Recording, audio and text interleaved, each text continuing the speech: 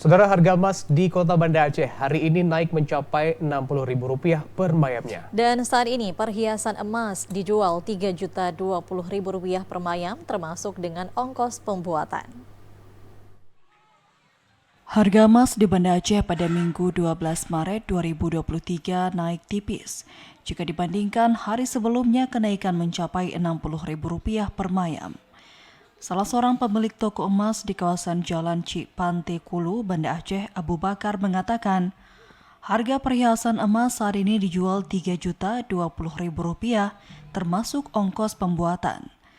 Menurutnya, harga emas untuk perhiasan ini naik tipis Rp12.500 per gram dibandingkan kemarin, bahkan hari ini Minggu tidak ada pasarannya.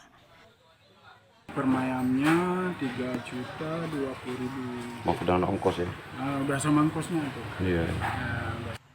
Harga emas batangan antam yang diterima seharga Rp845.000 per gram akan dijual dalam bentuk perhiasan senilai Rp2.975.000 per mayam, belum termasuk ongkos.